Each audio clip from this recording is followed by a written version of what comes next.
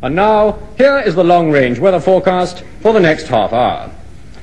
A ridge of high hysteria, moving north, south, east and west from London, will dispel the deep depression now centred over the whole country.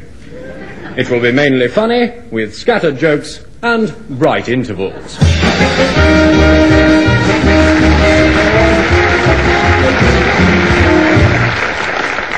This is, I'm sorry, I'll read that again, a half-hour topical heatwave written by several little rays of sunshine and featuring a number of showers.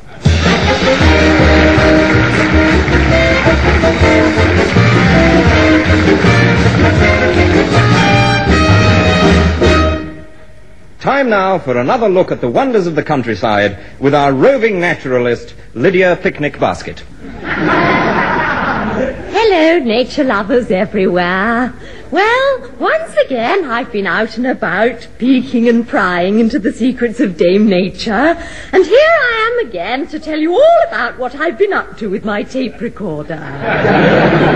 This morning I was awoken by the sunlight streaming through the chintzy curtains in my bedroom. So I sprang out of bed, slipped on an old pair of jodhpurs, and fell flat on my face. I dressed, drank my morning cup of tea, and then I was off. Tea always has that effect on me. As I stepped out of my little cottage into the clean morning, I looked up and spotted a tiny house martin nesting in the eaves. Then he spotted me. So, wiping my eye, I set off on my jaunt. Then I changed my mind and set off on my bicycle. The air was full of birdsong. High overhead, the orange-breasted curlew was greeting the new day with his joyful cry.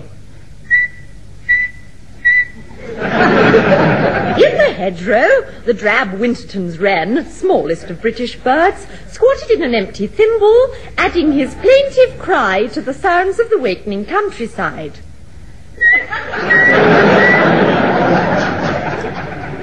Pausing only to oil my tape recorder, I continued on my way. As I crossed the field of golden corn, turning its shining face to the morning sun, I seemed to hear a voice calling, "Get out of my ready cornfield, you old cat!"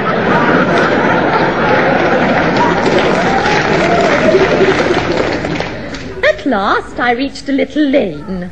At the roadside, I found a tiny clump of primroses forcing their way up through the hard earth.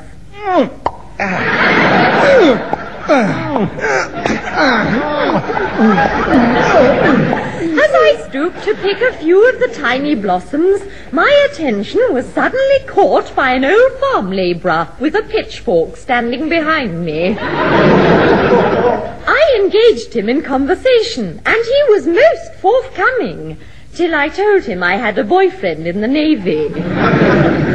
But before he left, he came out with one of those deliciously acute pieces of rustic philosophy. My old granny used to say, if it do rain for 30 days in the merry month of May, and it's practically June. Very boring old woman, my granny.